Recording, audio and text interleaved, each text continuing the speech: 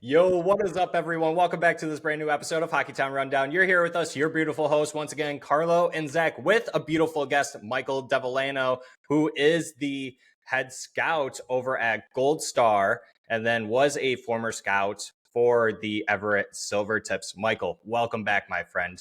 Thanks, guys. I'm excited to be talking Red Wings. It was a fun day at the draft yesterday. Actually, I didn't go, which was weird. I had a ticket. I just didn't bother going. You had a ticket and you didn't go? I mean, in all fairness, like let's just get this out of the way quickly. That was terrible. Yeah, you didn't miss much, honestly. You're probably thankful. So it's funny, like just total fluke story. I was flying to Dallas for something unrelated to hockey, and I get off the airplane, and this guy's coming this way, and I go, "You look like Jim Nill." And he goes, "Yeah, it's Jim." That's awesome. I'm like, what? That's so funny. I go, Michael Devellano. He goes, what? So we took a picture and we sent it to my cousin, Jimmy, right? Nice. Jimmy's response was actually kind of funny, but he was like, who are these guys? Who is this? Michael and Jim. But yeah, I think he just didn't have a context. It was just like out of the blue. And so I was talking to him about it. I go, are you guys going to the draft? He goes, no, we're just sending a media contingent and we'll do it over. And I was like, wow, that's going to be really weird. Like I was trying to picture it in my head. Honestly, it turned out the way I pictured it. Yeah, exactly. It was the first I kind of got preview is like they weren't really even sending hockey staff. So they were having the war room concept. I know they announced it last year, and I was like, man, that's going to be really weird. Yeah. Very different, because I think when you go to the draft, the reason we would go to the draft, even as a casual, is you meet so many hockey people. You're just bumping into people that either you worked with or you want to meet. Like even like last year, we were in Vegas was like amazing. Like it was so great. And I was like, how are they going to top this? And they're like, oh, they're not. They're going to do a war room. Like, oh, that's too bad. I think it's just tough format, like.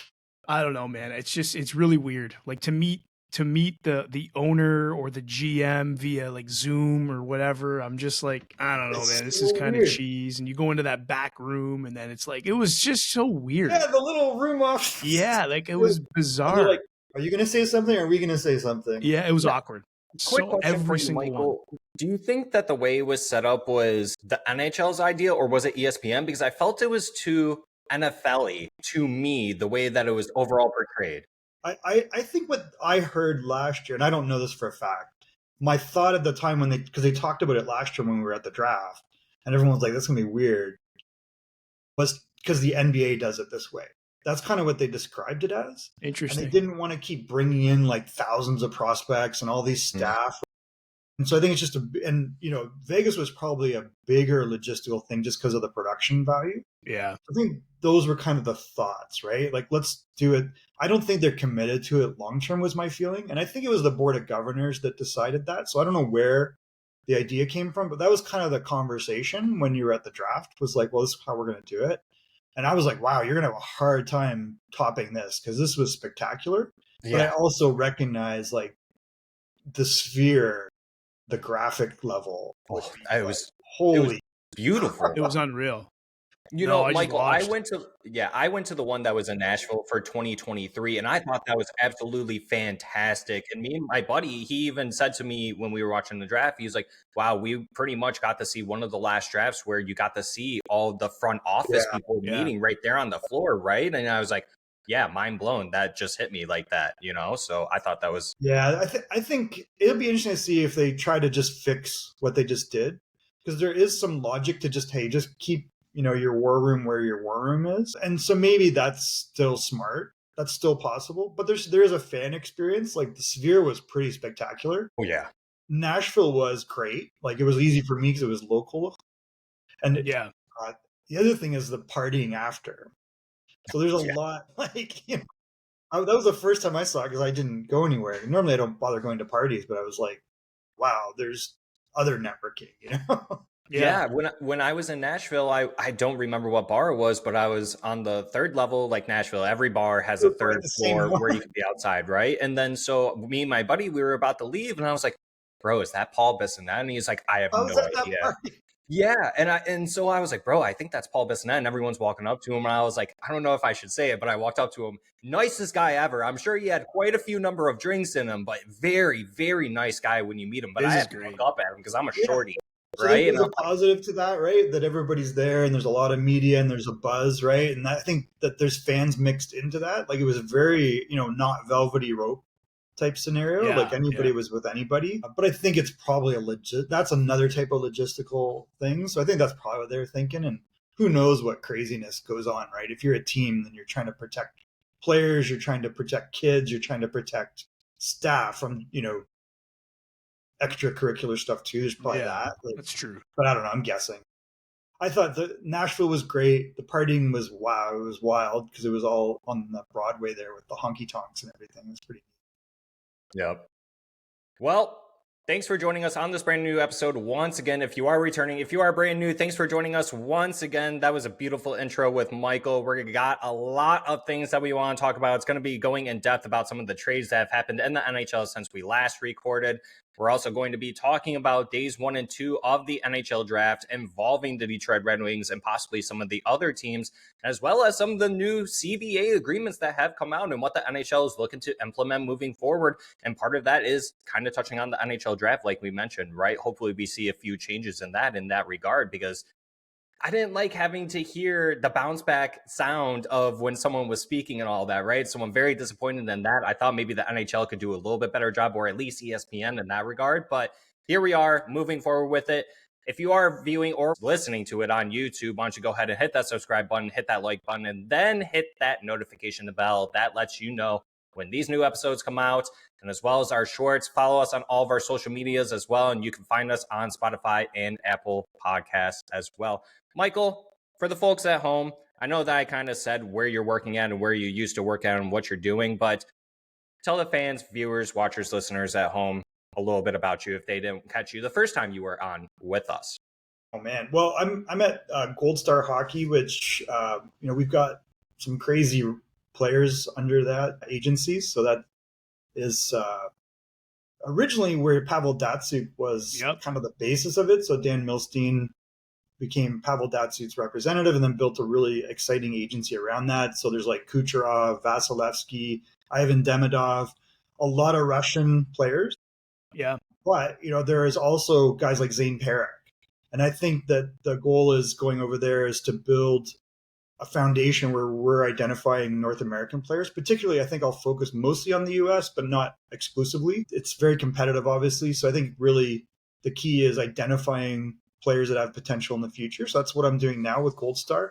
Prior to that, I'd been in various capacities with the Everett Silvertips, 4 years and kind of building a youth hockey program, tier 1, tier 2 program, initially as a coach of the Bad News Bears team that ended up winning a state championship. And then it kind of spawned being director of coaching and building a pretty fun program there for a while. And then as the US scout. So I was scouting basically Minnesota to California for, I think it was 7 years. Yeah, wow. That's me. That's Michael.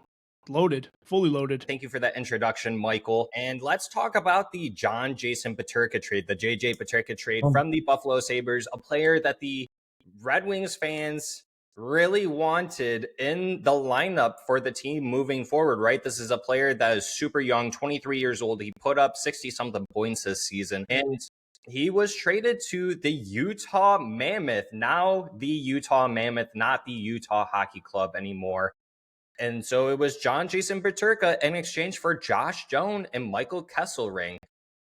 Josh Doan, a right wing, Kesselring, a right-handed shooting defenseman for John Jason Peterka, who is labeled as a center who can play the wing.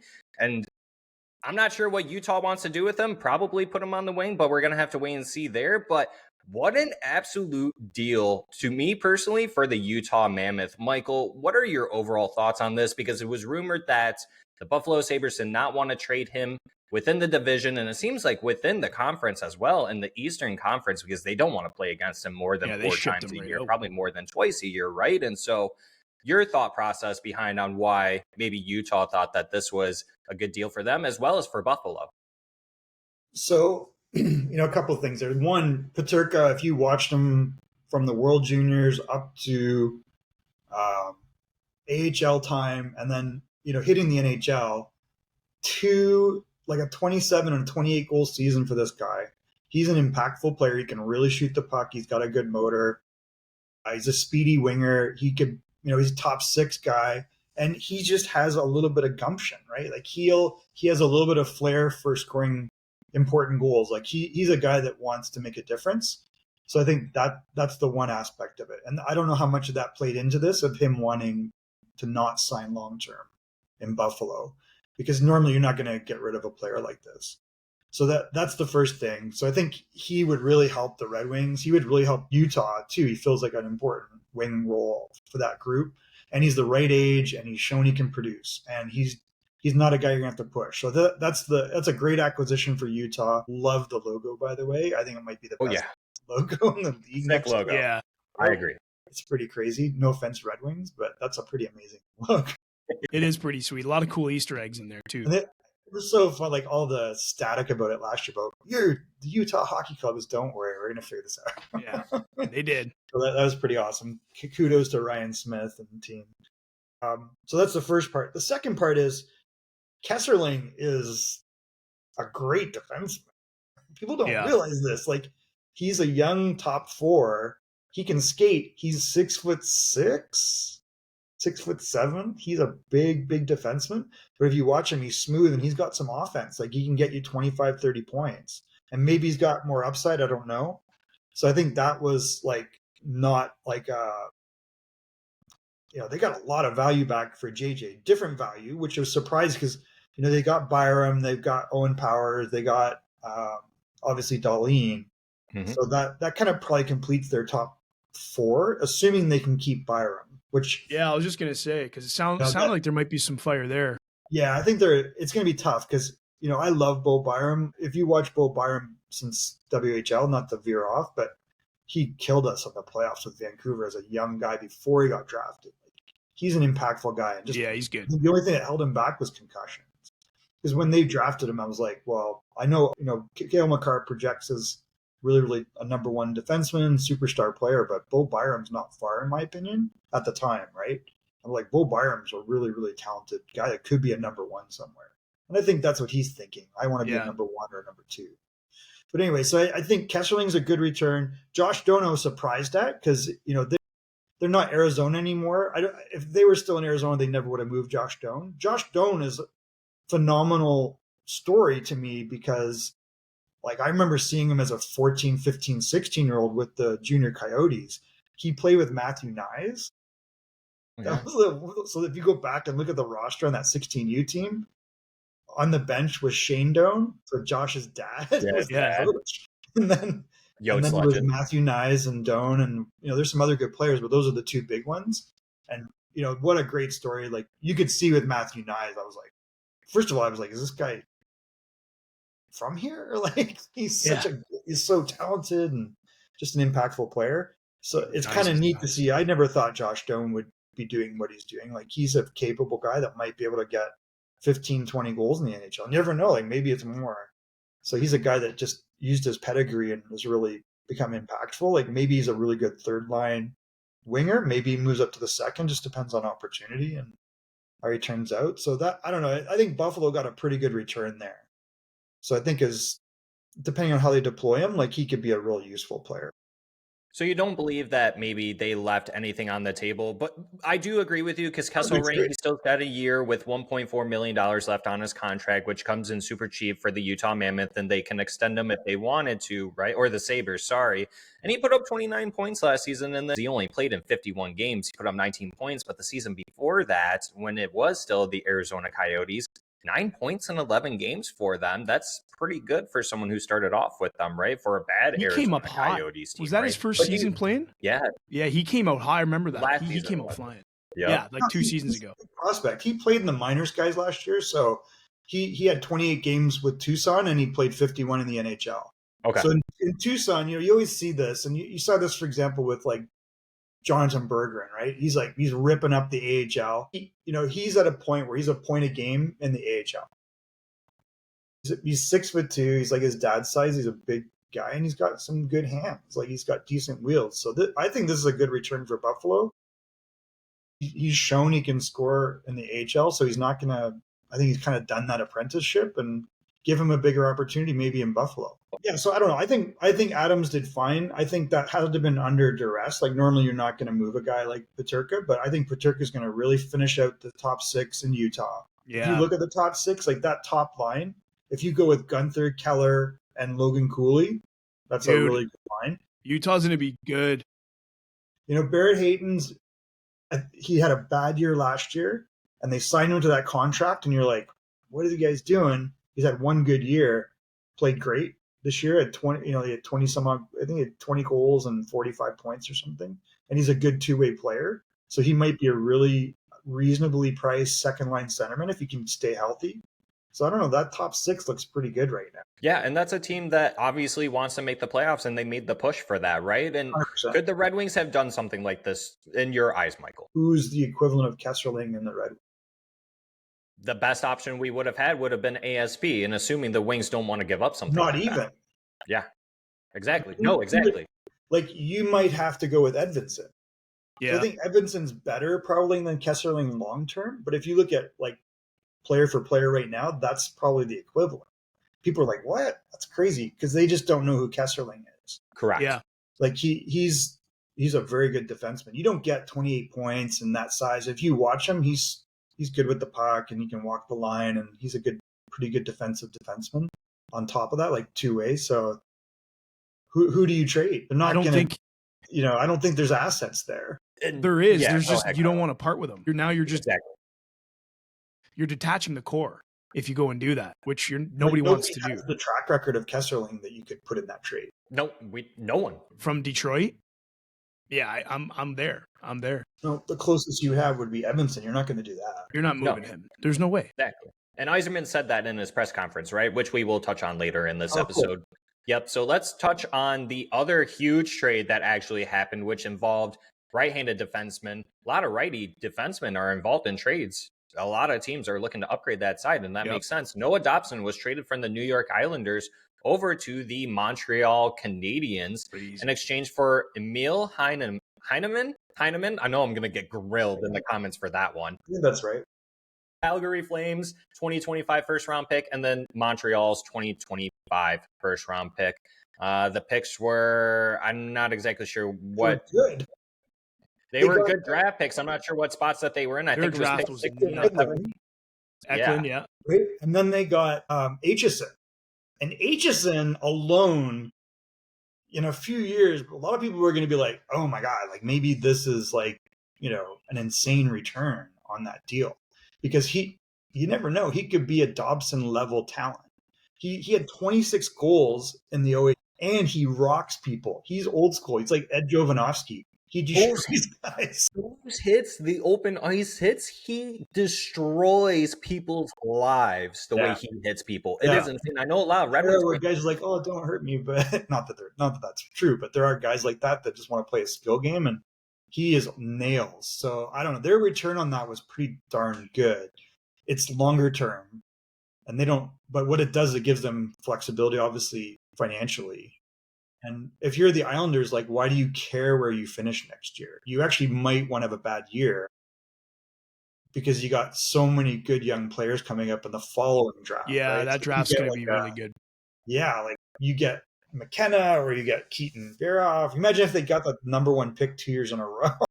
Jeez. I'd rather see them get it than Chicago and Gavin McKenna going to play with his cousin, Connor. Whatever. No, but you know what? Real quick, the Islanders absolutely destroyed that draft. They did. Darch did an amazing job, dude. Like I think they got 4 guys that can absolutely play and make it to the NHL and produce, in my opinion. Like nasty. A lot of Red Wings fans were complaining that the Red Wings didn't get Eklund, and I'm like, he legitimately could have gone top 10 or 15. So to get him where they got him was like, nuts. Yeah, I think everybody expected him to fall a little bit, but that much, I wasn't expecting that. Yeah, I mean, maybe he's never more than a top 9 if he makes the NHL, but maybe he's a top 6. Like he could be that. Like I think his brother is better. Like William is more skilled player, but he's still a good prospect. Like he could be really good. So yeah, I think Islanders absolutely crushed the draft. Yeah, they did. I think I called this before when everyone was like banging on the drum at the beginning of last year on Higgins. I was like, have you guys watched Matthew Schaefer? Because I think that's, scouts see it more and more. They get enough views, and he was hurt, but you could just see, he's such a talented, great skater, smart player, got offense and defense. Like, he's only 17. Yeah. Big character guy too, man. His character's wild. Now, Michael, real quick, I got a question for you. Did you ever have it down in your mind that Schaefer would not go first overall? Well, I think at the beginning of the year, there was so much Higgins hype that maybe someone, and he's from the Islanders, that could have been a thing, but I didn't think so. You're going to make the best hockey decision, and the best talent for sure in my mind was Schaefer. And I think it went the way I kind of would have run it. Like the first two picks, like Misa and Schaefer are the best two guys. After that, a little bit shake and bake maybe. So you could have like mixed it up a little the next tier. But I don't know. If you look at Higgins, to me, he probably went to a good spot, right? He went at 6th. I think if you go back and you look at Trevor Zegras, two things. Let's compare two guys. This is what I've been doing. Higgins and Zegras' production in the NCAA was the same, like identical. Logan Cooley's was like 50% more. So I think that's what people start comparing, and they go, well, Cooley is this in the NHL and Zegras is this. Which one is the more comparable? So that's probably one of the comparisons where you go, well, this guy might project to be more of a Trevor Zegras than a Logan. Yeah, I don't think the Islanders, or not Islanders, but Boston fans will hate, right? No, I mean, that's a team that's starting their retool, rebuild, whatever they want to call it. A lot of people still are unsure on which direction they want to go into, right? But to me, it seems like that they're slowly going into their rebuild, quite like how the Red Wings did when Ken Holland was in his final years with the Red Wings, right? Just slowly on that decline, right? But let's talk about the Montreal Canadiens acquiring Noah Dobson. What that means for that $9.5 million deal for the next 8 years. What does that mean for a team like the Montreal Canadiens? I love Noah Dobson. He is like what you would want in a defenseman. And if you're looking at comparables, like the other guys on the $9 million, there was some interesting contracts a few years ago during COVID. The Darnell Nurse contract, Werenski got similar money, and then Dougie Hamilton. And I would say out of those three, you would compare Werenski and Dobson, and I would rather have Dobson in a lot of ways. Yeah. He's not, like, Werenski's got really high-end offensive production, obviously, like very skilled player. I love You've got a big shot from Noah Dobson, big physical presence. And so I think if you're going to get that type of defenseman, he's going to help you be a playoff contender. Like, or in the sense that you're going to compete for a spot at least. And if you have him in the playoffs, then you really like that type of player. And I think it helps them that they have other pieces there. Mike Matheson's been playing such a big role there, maybe outsized. So you put, whether you put him with Matheson or you've got Caden Gooley. Like if your top four is Gooley, Dobson, Matheson, and Hudson, you're not unhappy. No, you can't be. Really, so giving him 9.5 is like makes total sense. Eventually, you have to pay Hudson, and then you'll see. But the cap looks like it's going to go up to 118 million over the next 5 years or something. And if they do expansion, which it sounds like they're going to probably do, that'll just add, because two things, like the TV contract, it's a top 6 TV market, and then the expansion fee sounds like it might be a bill. What was Seattle? Was it $1 billion? Or is it I thought they were close to $1 billion. I don't know if they were $1 billion. Maybe it was 750. I thought it was close or though. 650. 650 sounds familiar. Yeah, Seattle Kraken. Anyway, so I think no matter what, like that's going to seem like a pretty reasonable contract, unless he takes a dramatic drop off. He's young too. Is he a 2000? So he's like a 2000 birth year. So he's only 25. Yep. So that, I don't know. Kent Hughes has done a great job. He's cooking, and he's doing some work out there. Now, this type of trade definitely made a lot of Red Wings fans nervous for, obviously, Steve Yzerman and the way that this organization is going. And a lot of Red Wings fans maybe not a lot, but some were interested in getting a Noah Dobson. Obviously, I don't believe Steve Yzerman could have made something like this happen on top of offering $9.5 million when you already have Moritz Seider coming in at over $8.5 million, right? But that two right-handed D combo could have been awesome to see for years to come, right? But regarding that, a lot of Red Wings fans were upset and getting uneasy, they're getting unsettled, and they're getting anxious for Steve Yzerman to do something. And finally he did. He went out and acquired John Gibson from the Anaheim Ducks in exchange for goaltender Peter Mrazek, a 2027 second-round pick, and a 26 fourth-round pick. Your overall thoughts and opinions on this, Michael? Gibson kind of, I guess, he had injuries over the last few years. He's not young anymore. He's a 93, so he's going to be 32 this year. But, he's always had so much promise. If you go back to from the time he played for the USA, you were like, wow, this guy could be a stud. Had some rough years with a rough, NHL team. The Ducks have fluctuated. Now they're really on track, and they have Dostal. So it sounded like he had kind of lost the starting position. Realistically, I think he's a 45-game guy right now. That's what you count on him for. So it's going to have to be a 1A, 1B, or 2A type scenario. But he is an upgrade over Peter Mrazek. Oh, yeah. He is maybe the best talent, I think, since Hasek. I'm with you there. I think he's better than a Jonathan Bernier was. Bernier had really good numbers with the team during a rough time. I was never a big Jimmy Howard fan. Jimmy Howard's numbers defy what I think his actual performance was. So I don't know. This has the potential to be what you would want. If I'm Edmonton, I'm sitting there like cracking my head against. Yeah, because that was the rumor that, it's no secret that the Edmonton Oilers need a goaltender, right? But a lot of fans in the Edmonton Oilers sphere were interested in a John Gibson and his services, right? So how come the Edmonton Oilers didn't try to match or beat something like this that the Red Wings offered, in your opinion? Maybe they did. I don't think the price was outrageous. It might be a Western Conference thing. Because if you're the Ducks are no joke. Like if you look down the middle, the fact that you can just move Trevor Zegras and not worry about it is because you've got Leo Carlsson, McTavish. You just got Chris Kreider. You got Beckett Seneke on the way, and then they just got Roger McQueen. They're stacked with big guys. And then you got veterans like Killorn and Strome and Vetrano, and you've got all these pieces that are like, they can play, right? So the top 9 in Anaheim, show me a team that's as deep as that. Like if you project Carlson to being an 80-point guy, which I think he could go beyond that, just a question of when. And then McTavish, like, is there anyone else you would want as your second line center? Like he is a unique type of player. They're very interesting. So I don't know. I think Ducks are going to be interesting. They're not going to want to give a piece like that to a direct competitor. Yeah. It's either that or Stuart Skinner's Edmonton's guy, which, they're not going to want him. He would be a backup to Dostal probably, or a 1-2, type guy. But yeah, it's a good point. Like you would have to put in a Stuart level piece to be Mrazek. So then they put Mrazek in, which is probably some good similarities to Stuart Skinner.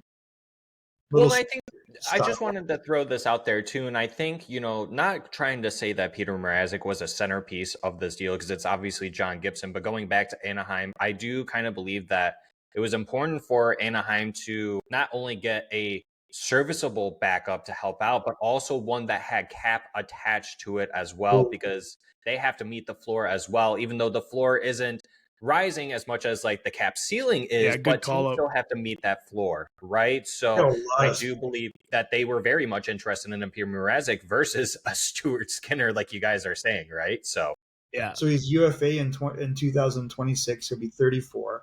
So it's only 1 year at 4.25. It's a great contract to acquire. To your point, I think Gibson's like 6.2 or something.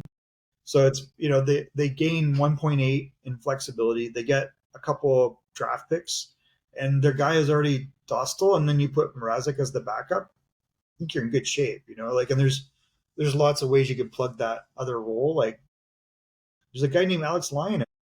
Yeah.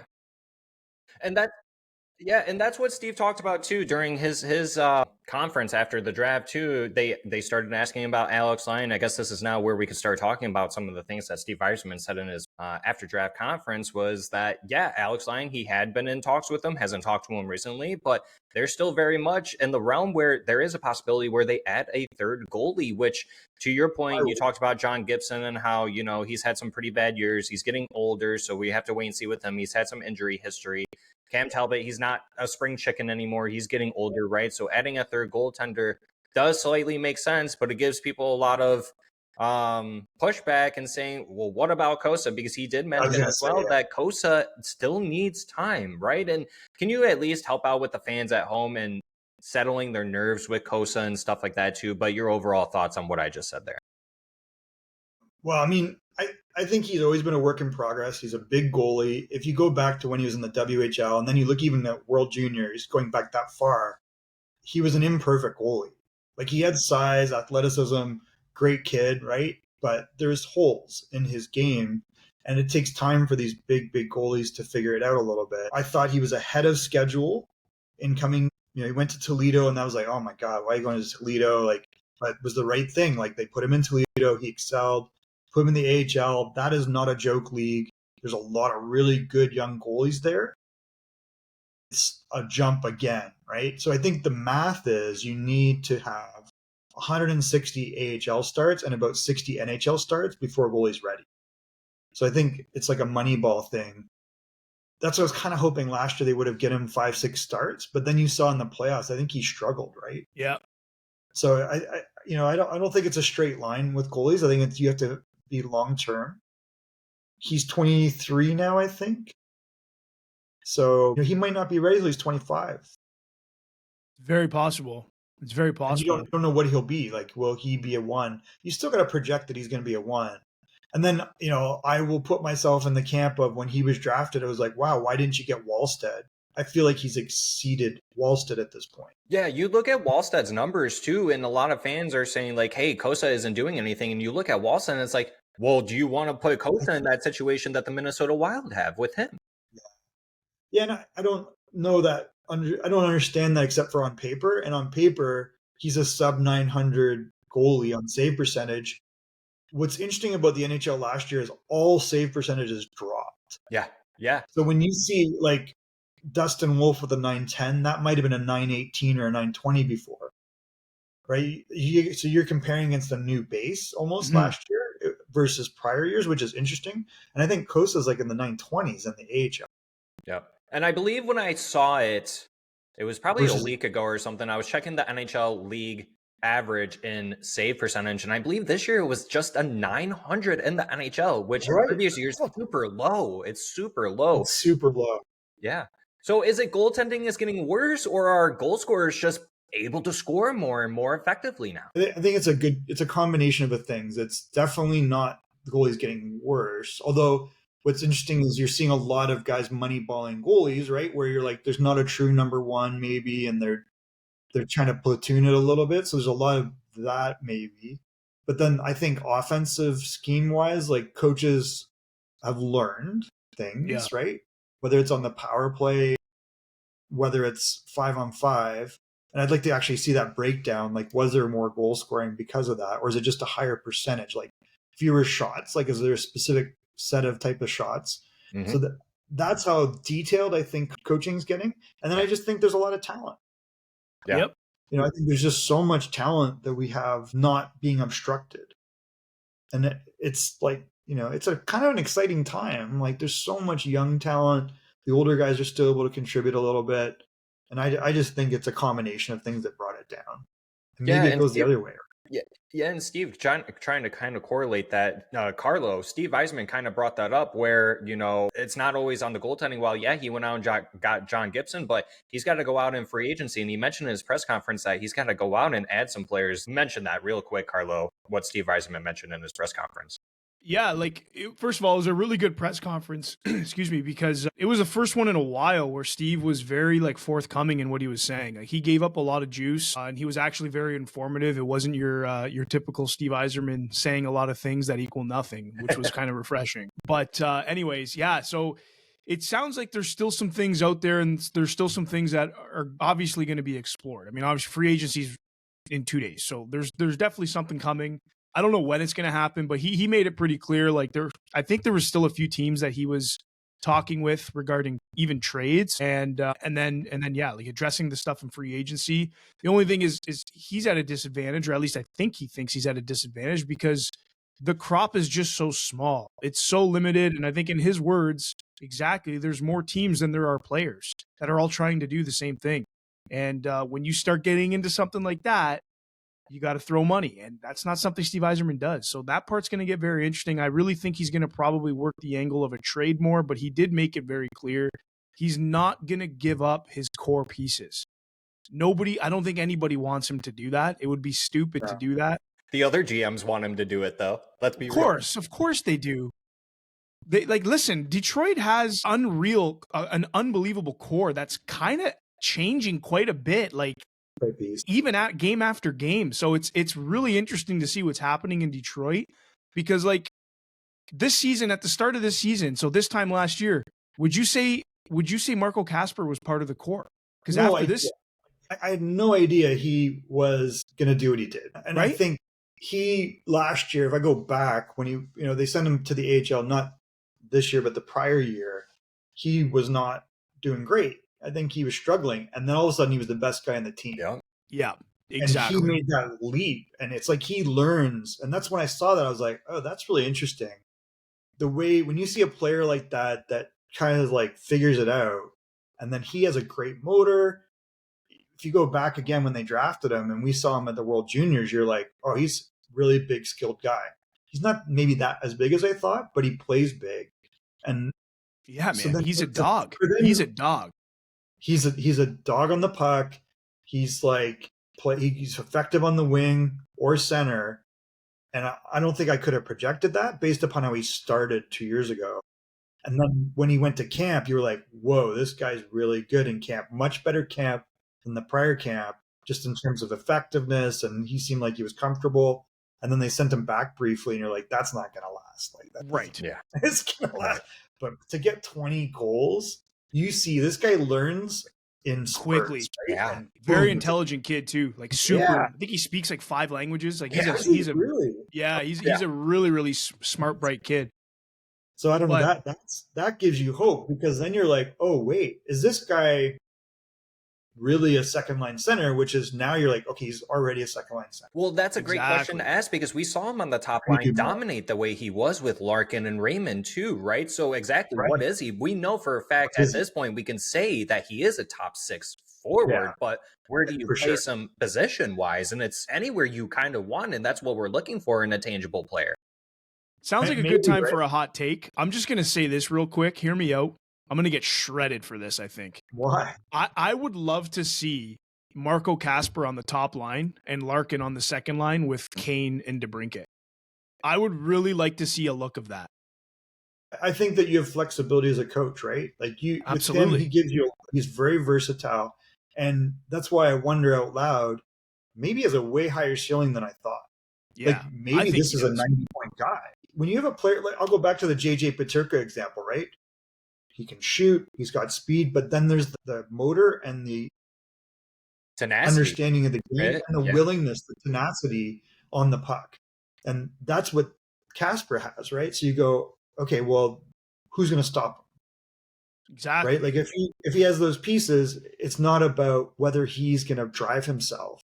You're like, to me, Michael, one player that I always like to compare him to, and it's not even really a comparison, but I just kind of like to, comparison, I guess is the best word to use. I always like to place him as like our Brad Marchand almost, right? One that can play center, but also on the wing, someone who can, and we saw that, right? He gets into the hard areas. He's someone who can score in those hard areas, right? And he enjoys doing it, and he can get underneath the opposing team's skin, right? And we saw that in games last season. Maybe. And as he gets older and gets more shape on his body and can control the game a little bit more, I do actually see that him being somewhat of a Brad Marchand, I want him to lick people in the face, Michael. That's what I want. No licking. No licking. But that's a Red Wings thing. It's not. I never would have made that comparison before, but I get what you're saying. Like Marchand, obviously a much smaller player than people even say, right? But he exceeds, he's a star that way because it's just they are he wants dogs. to win, right? Hound And dogs. Marchand's he's sick. got that like timely thing, and Casper can do that. It's interesting. So I don't know. Maybe he ends up only being a 65-point guy, but maybe he could also be an 80, 90-point guy.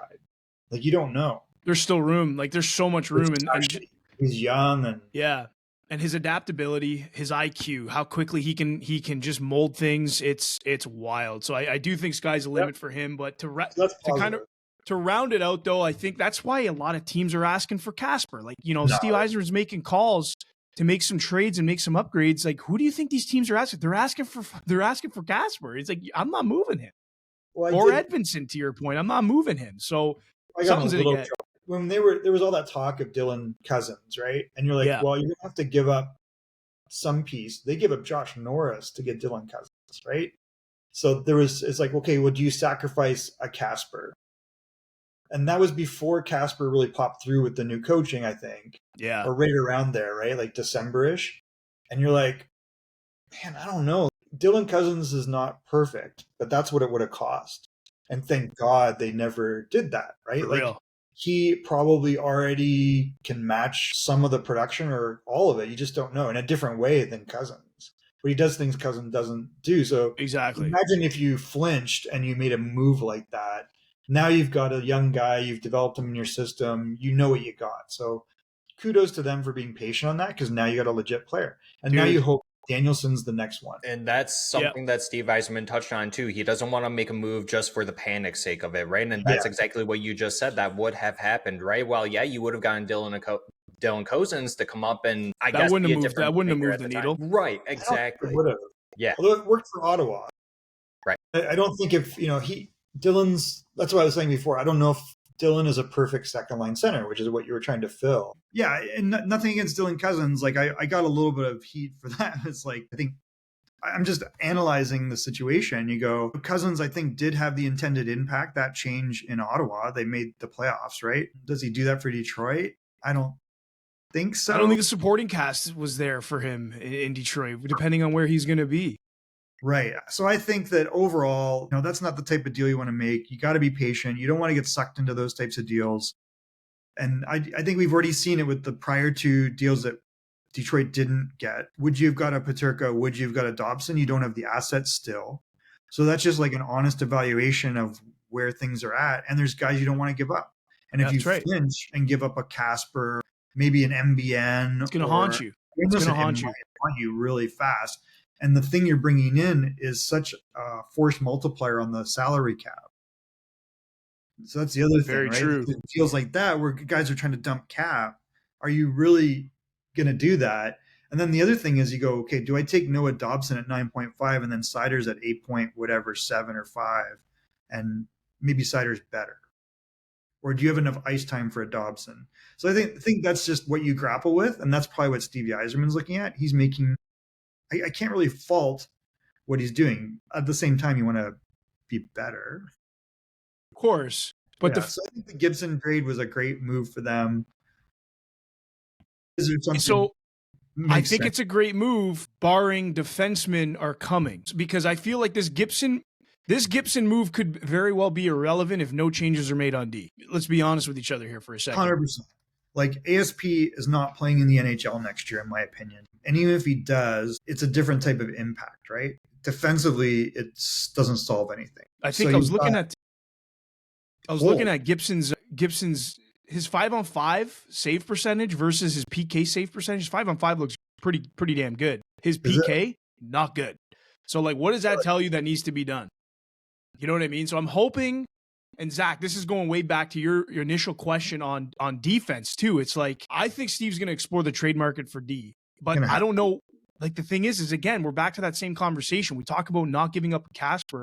We talk about Stevie Yzerman being poised and actually deserving a ton of credit for not flinching and making these crazy moves. I have no idea what they're going to trade if they do that, if they don't go and get a guy like Gavrikov, who's allegedly hitting the market, or an Ekblad that I think is actually going to be hitting the mark. I'll be shocked if he does, but it sounds like he will be. Ekblad? I think they're working on Marchand and Ekblad. They're trying to figure. I heard the same thing, but I don't know if they have enough money for Ekblad if they keep Marchie. So the big question to you, Michael, is would you rather see Steve Yzerman hit free agency to upgrade the defense or via trade? Which one makes more sense? So hard because you don't want to give up assets, I think that's the issue. And obviously it's better if you can do free agency, but there's so much competition that the pricing gets, out of whack. And if you take anything off of the table money-wise, then you're just getting a different asset, right? So I don't know. I think the third alternative that is interesting is cherry picking someone that is overlooked. And Washington's done a pretty amazing job of this. So is there someone that is ready that can fill in that second line right wing spot or right D spot, right? That's kind of what you're looking at. It's like, how do you improve that spot? A Gavrikov would, as a person, fit, and he's going to be in high demand. Like, he'll get some good money, and maybe he stays in LA even, you don't know, but that's the type of guy you got to get just to have the right impact. You're going to pay 7.5 for it. Look at their structure right now. Like, that's their second most expensive defenseman on the team, probably. And you got to pay. Does Edvinsson have his deal in place yet? Not yet. So in 10 days he's able to sign. And Steve did mention that where they asked him, have you thought about that? He's like, internally, I haven't really said anything to Simon, but they have. Yeah, and that is an important piece, obviously, that is going to take up some. You would think he gets 6 or 7. Yeah, depending on the term. Yeah, probably. I would. I'm guessing he's gonna. Man, that's a special player, right? So I don't know. To answer your question, I think it's hard to say how he's going to pull it off. I feel like it might be a trade. Those players. Well, you know what he said? Speaking of trade, Michael and Zach, you know what Steve Yzerman said? He said this like 3 times. So I feel like he's kind of banking on this low key. But he's like, I might come back and look at some of the teams that I have been talking to via trade. Yeah. I might come back to them after they're done with free agency and now they're overcapped. And now they have to move a player, and maybe now they're going to take a prospect or they're going to take a pick as opposed to wanting an Edvinsson or a Casper. You know what I mean? So I don't think Detroit's going to be that busy July 1. They might be if they go and get a big fish. But if they don't go and get a big fish, I don't think you're going to see anything happen for a week. Maybe longer. We've seen it with the Edmonton Oilers trading away Evander Kane just for a 4th, right? So is there a situation where we could see the Red Wings doing something like that, where they just take on a player's cap and then only shipping off a 4th to a 7th round pick, or maybe just sending future considerations, considering that's what a lot of teams give us? I think that's the more realistic scenario. Yeah, I think you want to either get someone that's overlooked and underdeployed, and that's how you fill the hole, or it's a cap situation. Like, they're just trying to dump it for a low draft pick or a draft pick. And then you're not worried about draft capital because you have the pieces and you're developing them. So that's more realistic than what we're seeing, which is, man, there's not going to be a lot of great options maybe in UFA scenario. No, that's why when he said that, I know I don't know the credibility, the validity, any of this stuff about this post that I seen, but there was some smoke around Detroit being in on Keandre Miller. I'll go back to Keandre Miller for a second. Right. So it's maybe weird. New York Rangers right now, they're asking for a player right now who's going to make their team better now to take Keandre Miller right now.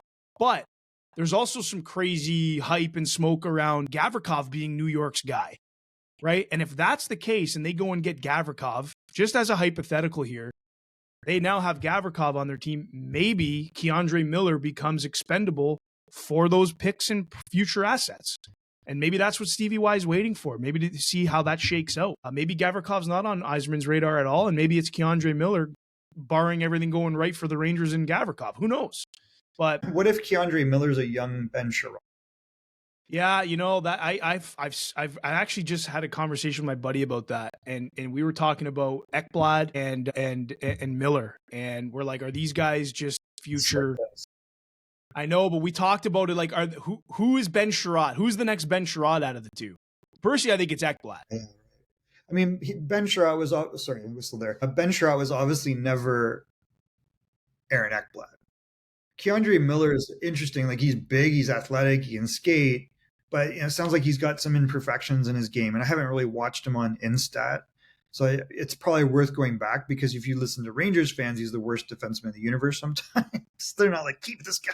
And I thought he was making progress. So sometimes there's a reason you would move it. Why would you move a young 6'5"? Yeah, there's going to be a reason for defenseman like that? It's kind of weird. So you want to be cautious, but maybe he comes into Detroit and he fills the right chair and he's fine. I don't know. It's weird. I will throw this out there. This is what I would love to see. This is very selfish. Cut a deal with your buddy Verbeek to get Zellweger. Damn. But that, it's long term. Then you've got ASP in that same spot, maybe. Well, so yeah, that would be. This will fit. I will say this about the New York Rangers, though. It definitely seems like that they have. I don't want to say struggles, but it seems like that they have some holes when it comes to developing some of their prospects. You look at Lafreniere, now there's Keandre Miller, Capo Cacao. So, someone like Keandre Miller, maybe that's just a new scenery fit that he needs, right? And so that's one of those things where we've seen it with Red Wings players going someplace else, and then vice versa, where they come over to the Wings and they thrive a little bit more, right? And so there could be that situation, but I hope if the Red Wings do trade for Keandre Miller, it's not Ben Sherratt 2.0. But at least if it is, it's a younger Ben Sherratt 2.0, a much younger one at that, right? So there's at least a positive side to that. And I think now is a good time for us to jump into the draft. Let's do it. Where the Detroit Red Wings own the 13th overall pick. And a lot of fans, and I think including ourselves, Carlo, we can call ourselves out here, where we were very interested in trading that pick. Are we upset by that? Personally, I'm not. I can't speak on behalf of Carlo. I'm very happy with the Detroit Red Wings proudly selecting the Everett Silvertip Carter Bear. And that's why we have you on here, Michael. You got firsthand experience with someone like Carter Bear. So give us the runaround on this prospect, this 6-foot, left-handed shooting, left wing prospect for the Detroit Red Wings now. I mean, he's a great kid, first of all.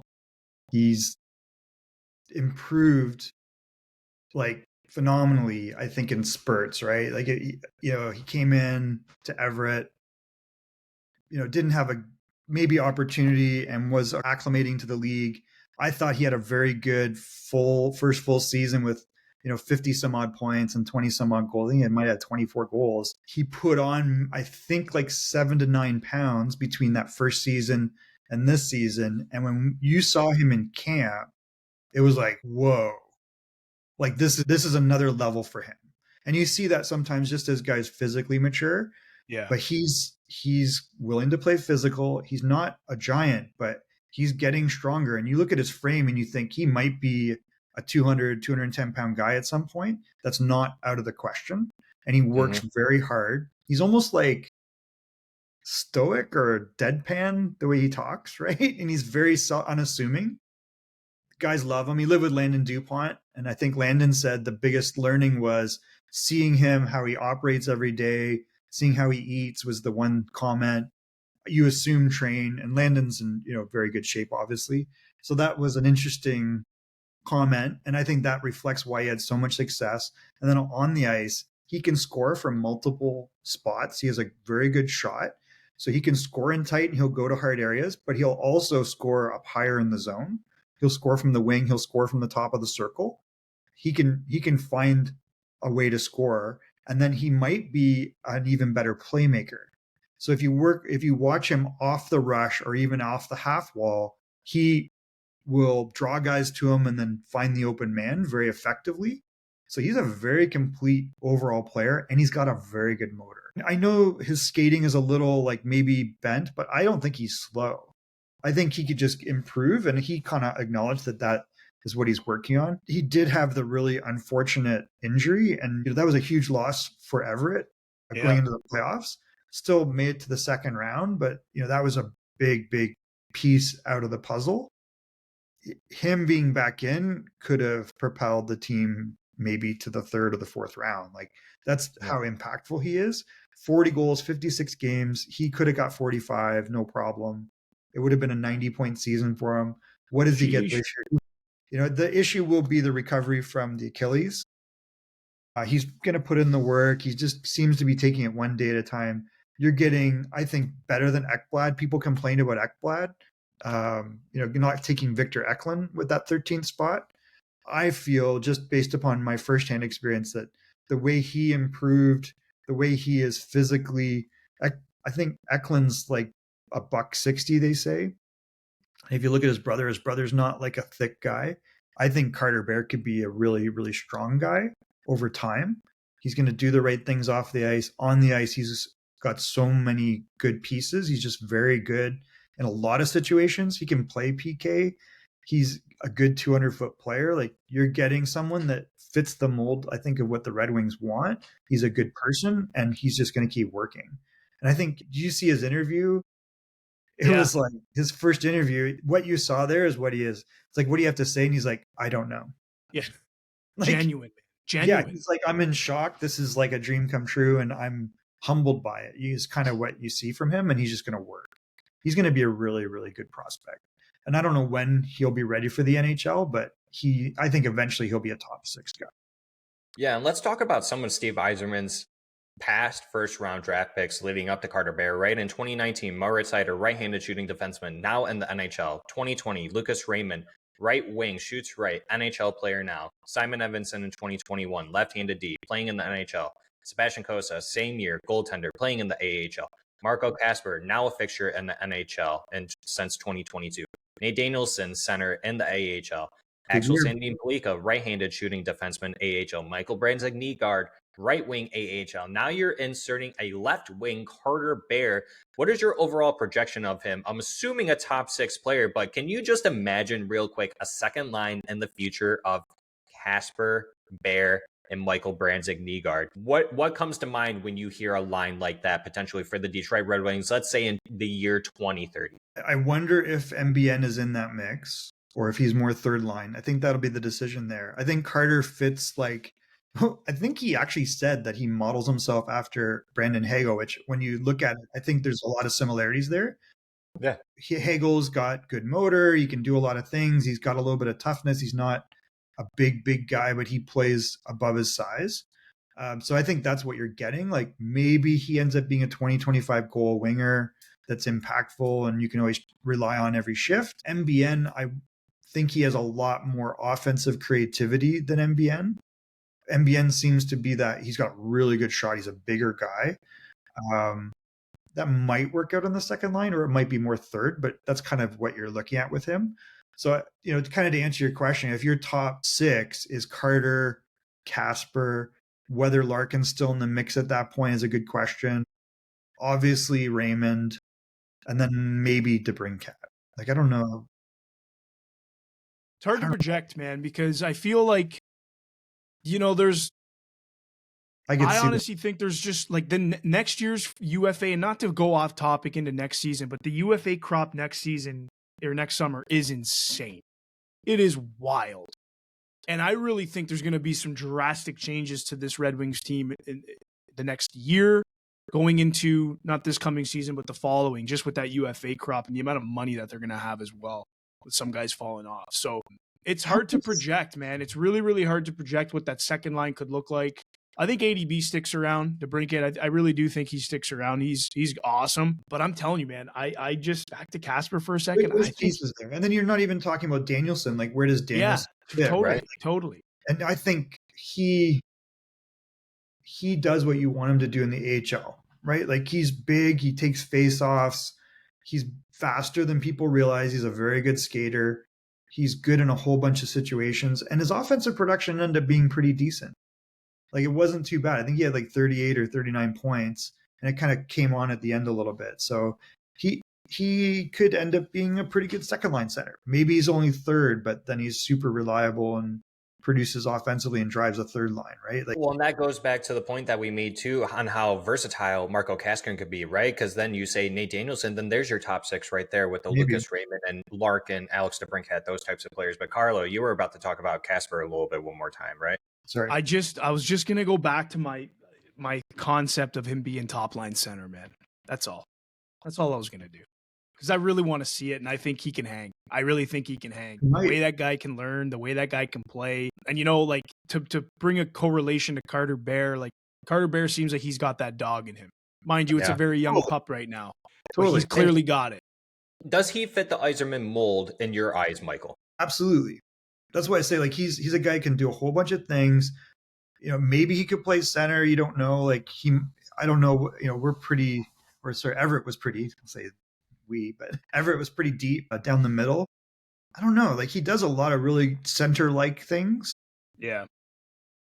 So that you never know. Like, maybe he ends up being a decent center. I think it's interesting that he's in the W and he's playing on the wing and very impactful. I don't know. Was he a center at some point? I mean, he's played center. Okay. Just was unaware of that. So yeah. He again, like, that's why I say he's very versatile. Like, I think you probably project him as a winger, but he does some center-like things. Like, he is a good playmaker, and I think the thing is, though, he creates his own shot. Yeah. So he's gonna maybe score more from the wing. Yeah, that might be I don't know the thought. I never talked to Steve, the coach, about that or anything, but. How dare you not talk to General Manager Steve Yzerman? Let us know when you do, so we know. I meant the coach of Everett, Steve Hamilton. But it makes sense why they drafted a Carter Bear, right? Not only for his versatility, his tenacity, and his ability to score, right? But it's no secret that the Red Wings don't really have a top prospect. After naming those prospects that I named, none of them come from the left, right? A lot of them are either right-handed shooting defensemen. I mean, you got Simon Edmondson, who's a defenseman, obviously, and you got some goaltending, but everyone else shoots, right? Or they play center, right? So the Wings don't have a top left-handed winger, right? And who was it before they drafted him? It was Carter Mazur? He's 195 pounds, by the way. Carter Mazur put on some pounds, boys. Yeah, I think that's why, too. Like, if you look at, I always wondered why Detroit didn't get more Everett guys. Because if I look at the way Everett guys develop off the ice, one, they always have really good hockey IQ. They're always quick. You're not drafting typically for size. You're drafting for compete level. And they have good skill. And I think that is what Detroit is building. So I think Carter Bear totally fits that mold. You're getting probably the best player that matches that's come out of Everett, maybe ever. I don't know, in the last 7 years at least. There's other guys that are drafted, but he absolutely fits that mold. And to get him at 13 is, in my opinion, only because of the Achilles injury. If you look at him matched up, if I go through the guys that were picked before him, I'm like, he's better. Like, if I look at Brady Martin, why is Brady Martin better than Carter Bear? I don't think he is. Well, you tell us why. I don't think he is. I mean, I know why you like Brady Martin. Brady Martin he hits like a truck and he can score and play. And he didn't go to the draft because he was helping on the family farm. But is he better than Carter Bear? I don't think he is, personally. I think Carter probably has more upside, or at least as much. Smith, I think, is very talented, but might end up being more perimeter, right? He's not super fast. He's very talented. Like, I really think Smith's creative and talented. Is he better than Carter Bear? I don't think he's better than Carter Bear. Roger McQueen is a very intriguing package. Go back and watch, which I did. I watched Roger McQueen on Instat last week, in the game against Everett, turned over the puck like no tomorrow. When he gets the puck, super skilled, but in tight, he's losing those battles to Everett-type players.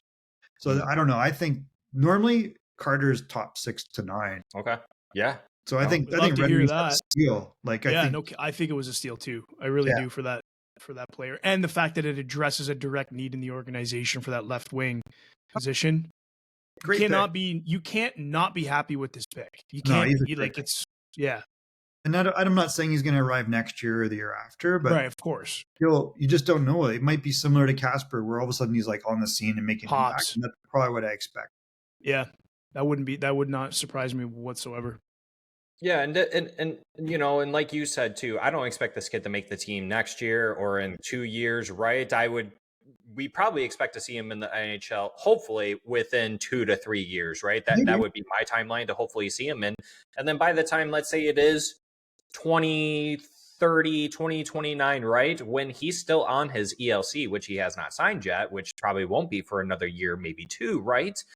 That's going to be so important for this team. When Carlo mentioned, and then you mentioned earlier too, Michael, that going into next off season and the one after that, there's some pretty juicy names out there where you can sign for bigger term contracts and for longer, right? And then kind of like you're going to be able to insert a contract that's only $978,000 to play in your top six if an injury happens, but someone that is in that depth role, not over index, as Carlo always likes to famously say, that you can play on your third line, and that counts, right? You need these types of players, and it goes back to what we kept on saying too, that Yzerman isn't in the mode to trade these players because these players are going to be impactful in their own ways moving forward. And it's kind of tough for fans to understand something like that and think about it logistically, right? But that's the overall plan that Steve Yzerman, Chris Draper, and everyone else in the front office has been trying to do for this. And it goes back to saying how we mentioned too that, did we expect this team not to make the playoffs for 8 years? No, it's very unfortunate, right? But the plan overall and the Yzer plan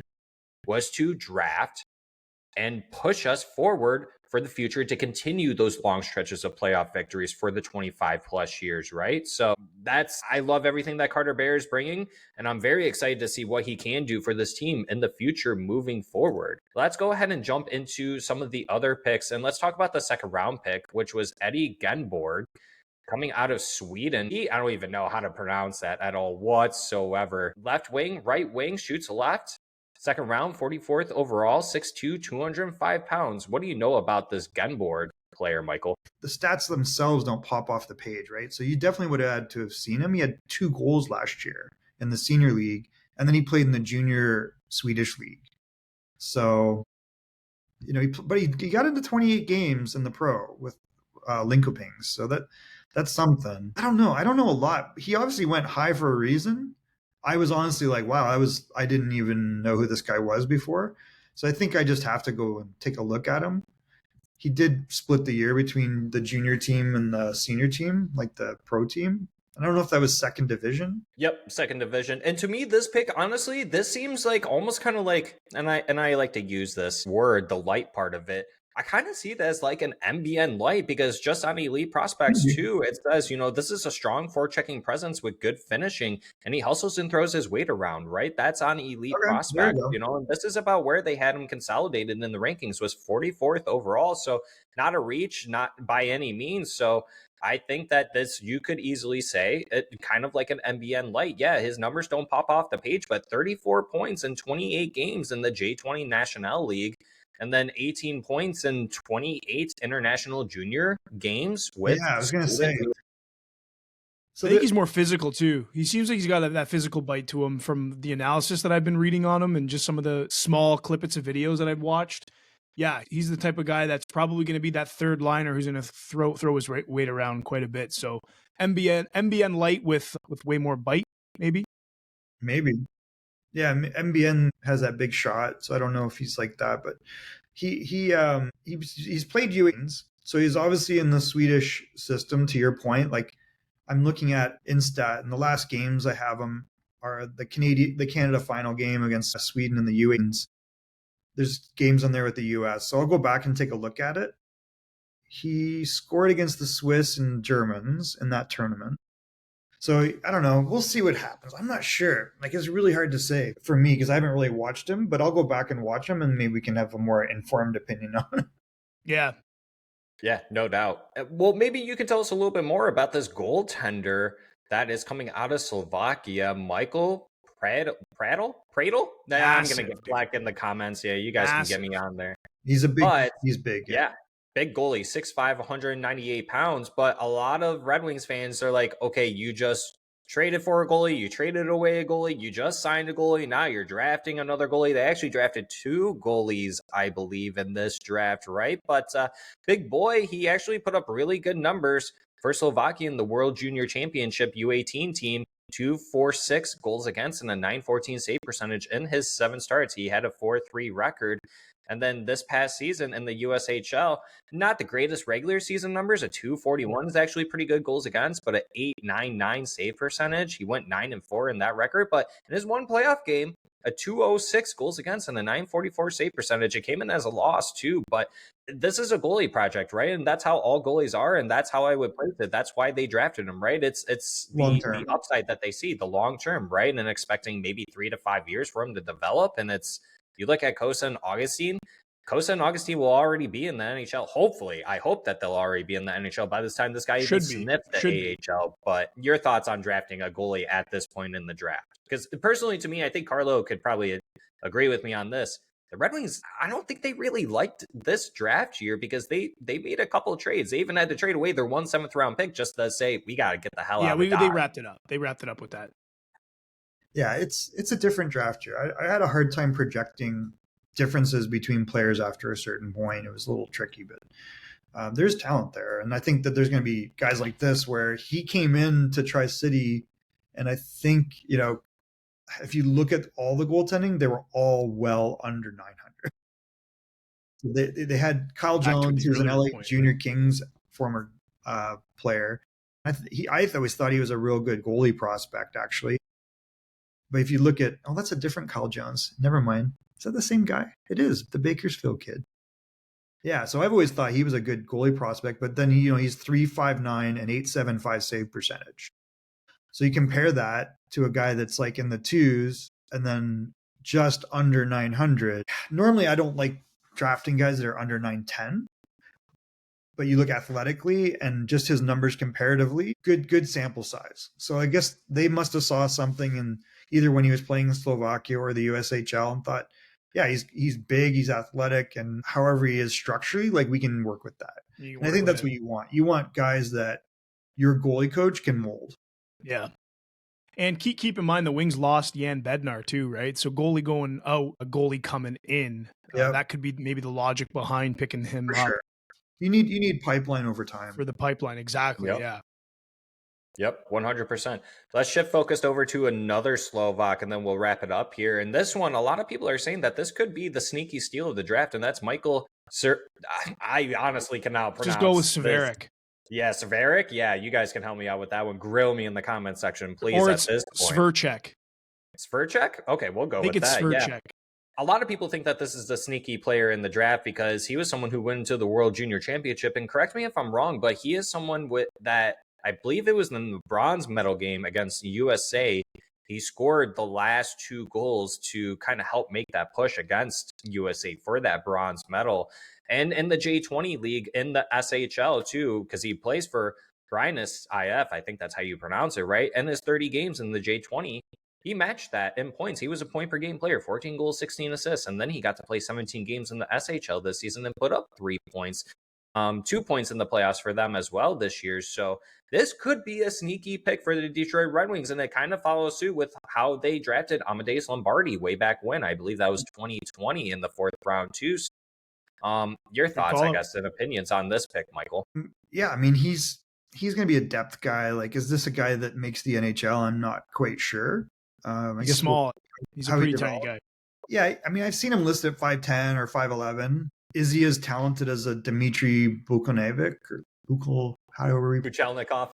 I gotta spend time and read that slower. Yeah. There's a guy that's maybe smaller but has really a lot of tools. Yeah. So is this that type of player? I'm not sure. He hasn't played at the level you would want him to yet. Although he's played Swedish first division, it looks like. So I think you got to see a full year there. How does he do? I think it's definitely a prospect. There's a reason he's in the 4th round.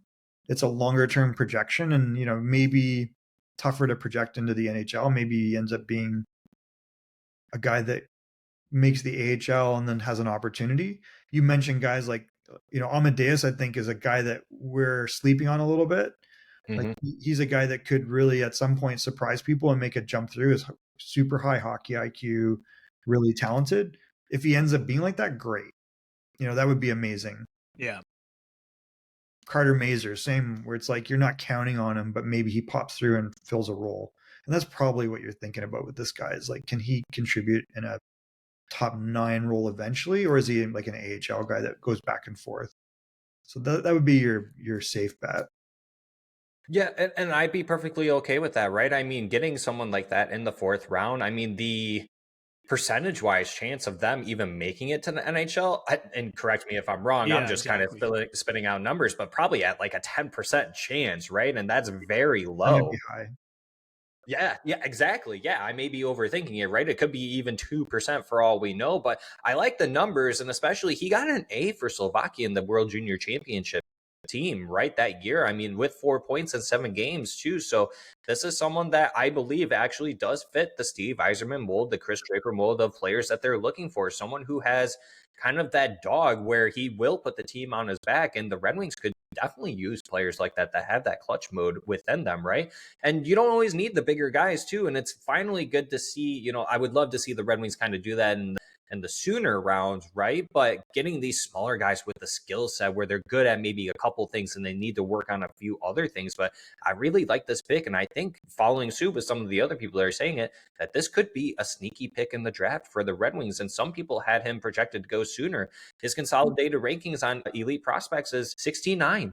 AO. And he went 119. So I mean, yeah, there might be some good value there for sure for the Detroit Red Wings. So we'll just have to wait and see. Like we're all saying, right? It's going to take a few years, a couple years, So but interesting guy to follow, right? Bookmark that one and follow him along just to kind of keep tabs on him and see how he ripens out, because that could be, you're very aware, it could be the steal of the draft for this draft class. And then the Solomon kid, he's a Minnesota kid. I think he's going to University of Wisconsin. I don't know if it's this year or next year. So that's another guy that potentially could fit a similar mold, right? He's got good skill level and good hockey IQ and has compete. And that's another good, decent long-term prospect.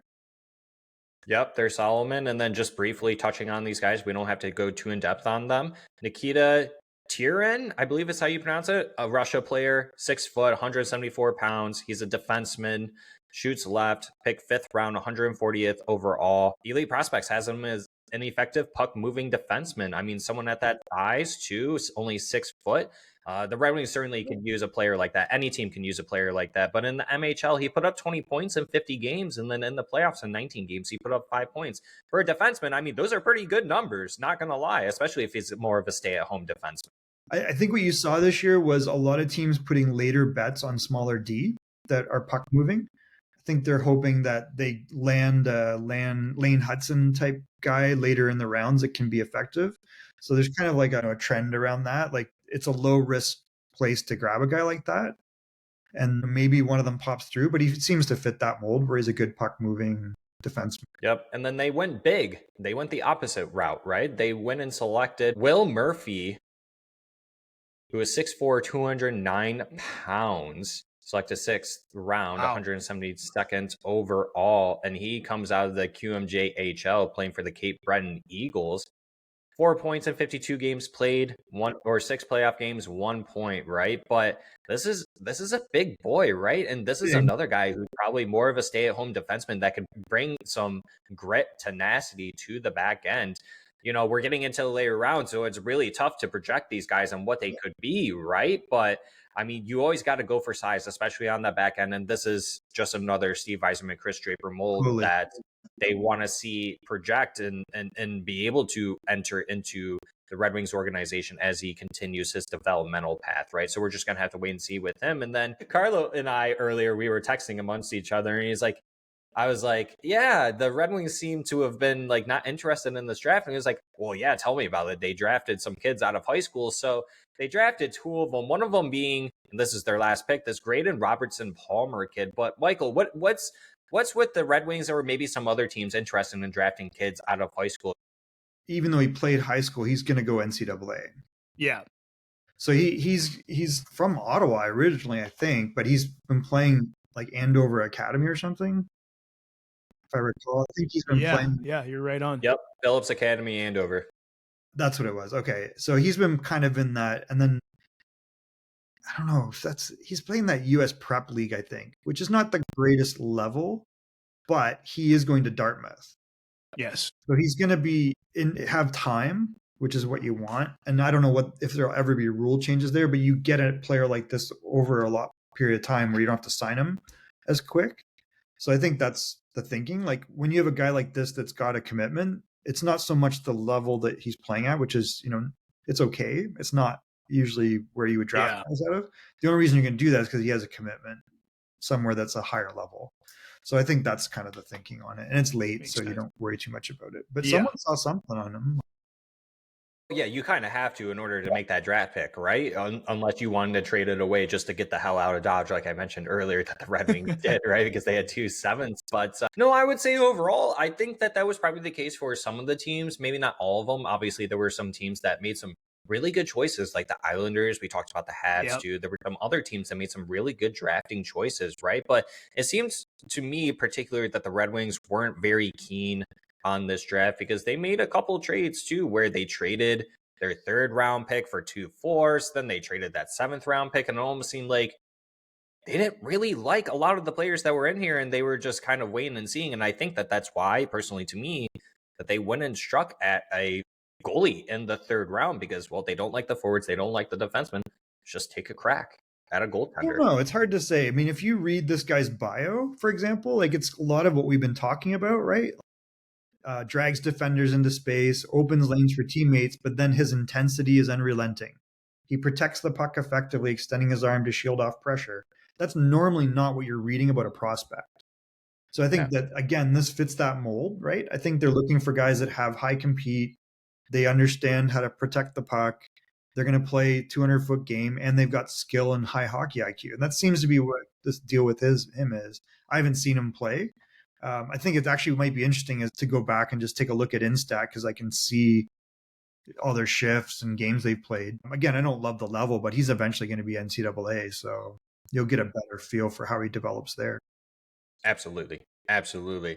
Let's wrap it up with the draft talk, and let's talk about some CBA stuff, and then we will wrap up this episode. Michael, we appreciate you sticking around with us and dealing with the unfortunate circumstances of this cutting in and out for whatever technical reason. Difficulties. It's been fun. It's been a fun one. Yeah. So it's no secret that the NHL and the NHLPA have been in talks, as they are every single offseason, right? But they have just agreed on a 4-year CBA extension that will be taking effect in the 26-27 season, featuring some massive changes. And those changes are going to be an 84-game regular season, maximum contract length lowered to 7 years, 6 years for free agents, no game day dress codes for players. So I like that one, honestly. Full time. I kind of like that one. Let players express man. I think they got to come in looking sharp. I really like that part of it. But they still will. They're not going to come in looking like bums. Come on, boys. Come on. I mean, have you seen the NBA, bro? I'm just saying.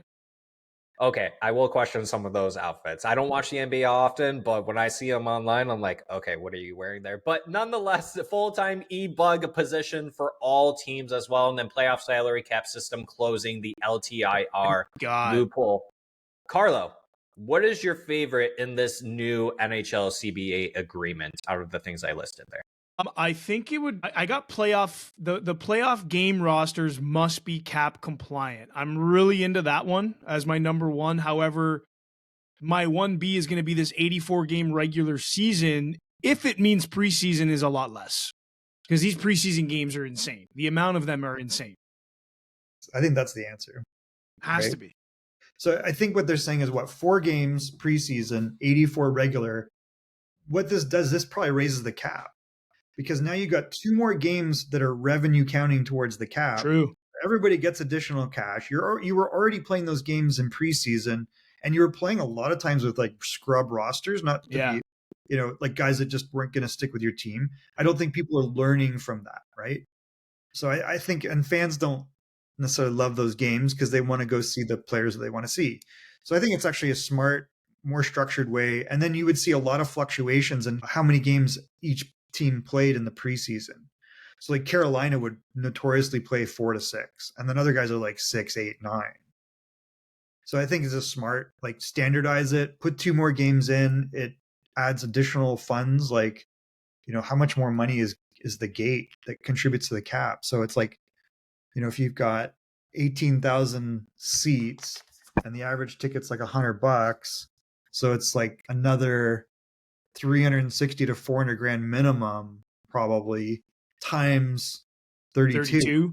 Yeah. Right? So it helps the players by having more cap. So I think it'll contribute to a final number that's a lot better, and it's probably a lot less wear and tear.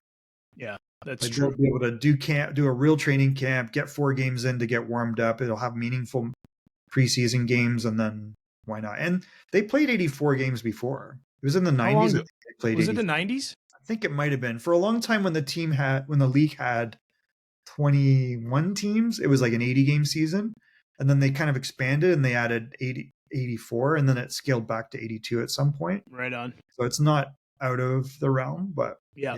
Initially, not more games, but I get why. It makes a lot of sense, actually.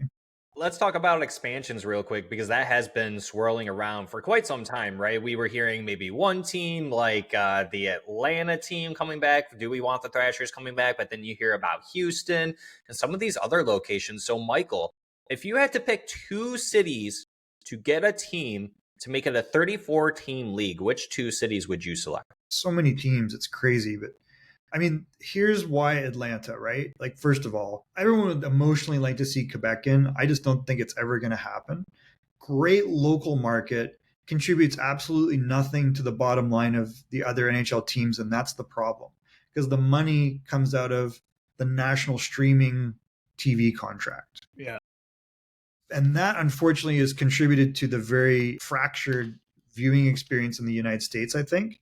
So it's a weird double-edged sword where you're chasing what platforms on, but that's because they're getting maximum money out of whatever they're negotiating. So you think of local broadcast, the Quebec local broadcast would be amazing, but that would be like emotionally what I would like to see is the Nordique come back in, right? No doubt. I think a lot of us would. I would agree with you. You have that rivalry with Montreal, but it doesn't help the national number in the United States. Atlanta is a top 6 TV streaming market. And that allows them to get more dough out of whoever they're negotiating with, whether it's ESPN or whoever else. Yeah. So that's one aspect. On the surface, it's got a bit of a hockey history. The arena situation will be better than it was previously. So those surface level things, they did support like IHL hockey for a long time with the Atlanta Knights.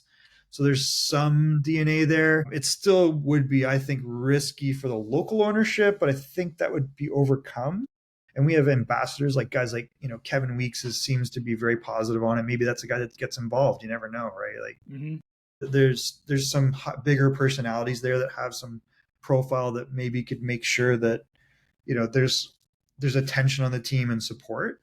And I think that you want a team that has an NBA franchise for ownership wise, because usually they offset dates and it gives them more revenue out of the building. So I think those are positive things for Atlanta that would make a lot of sense. And it might be a similar story for Houston. I think the Texas hockey, I drafted 3 guys out of 4 that came out of the Dallas Elite Stars program. They do a great job. There's really good grassroots hockey there. Some of the players that I've seen come out are actually from Austin, and there's not hockey there.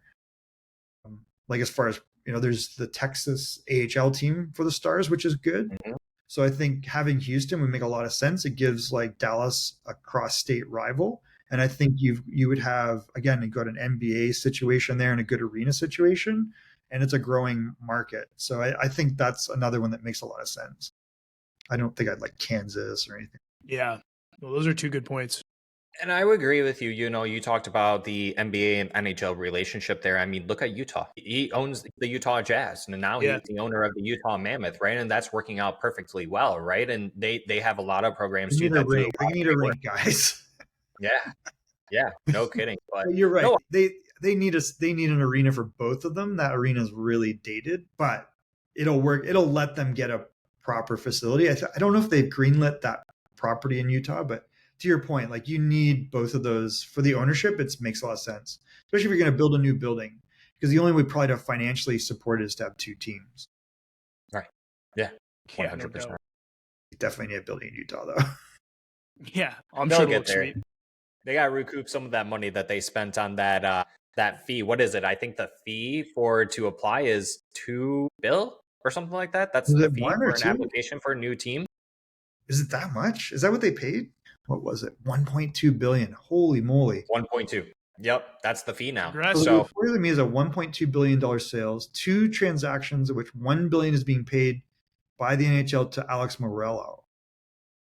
So they paid him to shut down the Coyotes. Yeah.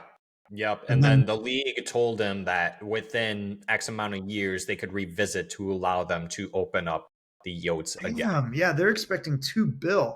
So if Seattle was $650, And then Vegas was 500. That's a crazy those were all percentage pretty jump. cheap. From Vegas to Seattle, and now Seattle to Utah. That's nuts. Holy cow. Glad to see inflation doesn't only hit the grocery stores or the gas pumps. That's crazy, man. That's wild. That's like, wow, that is a crazy number. And it's going to get harder, like for them to be competitive. Look at Seattle, like they're kind of stuck in mid scenario. Yeah. I don't know if they escape that. Wow, that is crazy, the money. But let's be honest with ourselves, right? I mean, that's kind of what a lot of these billionaires are trying to do, and they realize that there's a lot of money to be made in owning a sports franchise, right? And that's why we saw a lot of these celebrities trying to come in to get the Ottawa Senators when they were for sale, right? And so for the league to understand that and see that, I think that's honestly masterclass business dealing for them, right? Where people are going to be willing to pay that because they know how much revenue they can get from a team if they do it right. Right? Don't do it like the Coyotes or the Thrashers. This is an interesting study. If you go through the Forbes list of values versus revenue, the where you're going to make it is on the valuation. Yep. Yeah. What's also interesting is if you look at Utah, the debt is 60%. Sheesh. So it's a very high debt percentage versus other teams. Then it just depends on when the team was purchased or if they had cash on hand, right? So that transaction obviously was interesting. I don't know if the gate is the way you do it because the revenues are, Seattle plopped right into the top third of revenue. And they have I think they might have a higher average ticket price too because their arena ended up being 3,000 or 4,000 seats smaller, maybe 3,000 seats smaller than they anticipated, 2,500. Because they weren't able to lower it and get more height unobstructed. And actually it's neat if you go there, I would say it's neat. It's a little odd, but they have a clock on either end hanging from the ceiling to unobstruct the middle. You're going to spend a lot of money on a building.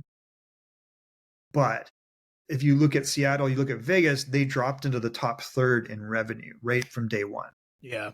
So that's what's interesting. On the flip side, they relented and let the team move to Winnipeg. So Winnipeg has struggled at the gate a lot, it should be a hot market. It's a small arena. It's smaller than a traditional arena in the NHL. Smallest arena in the league, right? Yeah, it's so you should be able to fill it, but it's a tough demographic. But I think Vegas has built-in ways to sell tickets and a lot of hype, right? They do a great job. Seattle has phenomenal sports fans. If they have one thing, there's a lot of other things, but they have great support for all their sports teams. They've oversold. I think they have 30,000 season ticket holders for 17,000 seats or something. Jeez. Isn't that crazy?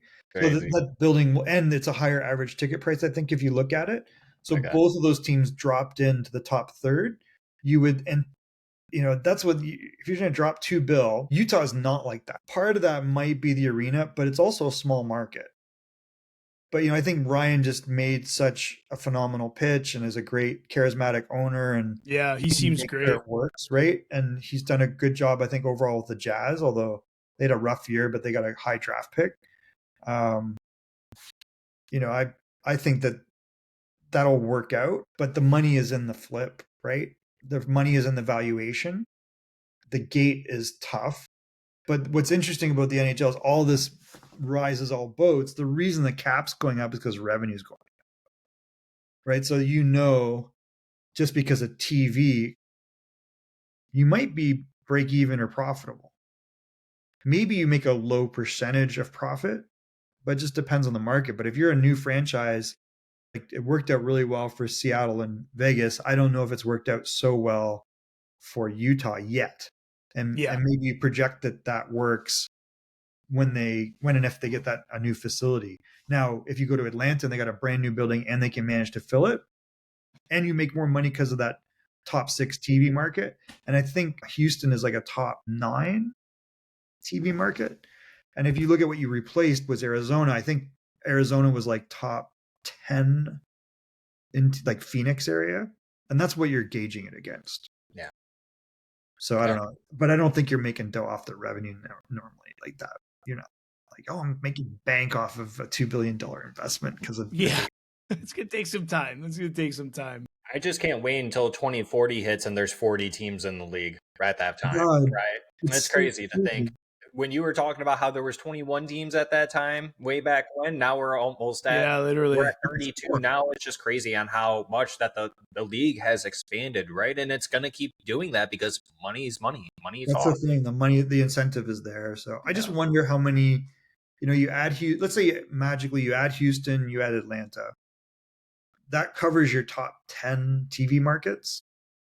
Between Seattle being in, Vegas being in, and those are growing areas. So hopefully that's it. We'll just have to wait and see. For the see. sake of UFA, hopefully that's it. Yeah. Well, that's the thing is you see it this year when you have a down year. Like at some point, is the talent the issue too? Although then you see guys get opportunity and they produce. So there's the flip side, right? Like I guess it just depends. Keep making good hockey players, right? No, and this is why it's so important. And I think we always have to go back to this, that Steve Yzerman said this, right? At the very beginning when he came in, we have to develop through the draft. We can't just go out and get players all the time. You have to do it through draft because every single team out there, you're competing against 31 other teams in a small free agent pool, right? And so that's why Steve mentioned it. And that's why it's so much more important now to actually draft and develop your prospects more than what we have done in the past, right? With the Zadinas, Chalowskis. Sorry to give everyone PTSD, but just throwing out those names. But I think this is a good stopping point for this episode. Michael, my goodness.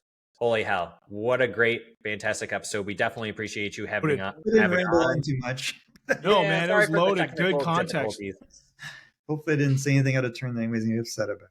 I'm sure we all said something that's going to upset that one or two people on Twitter, like always. But you know what? That's the fun of it. We'll send you all the hate mail comments we get once this episode releases today. All right. Well, Michael Devellano joining us once again on this episode to give you guys some insights on Carter Bear being the former scout over there for them. I did not draft him. I did not scout him, but I got to see him a lot.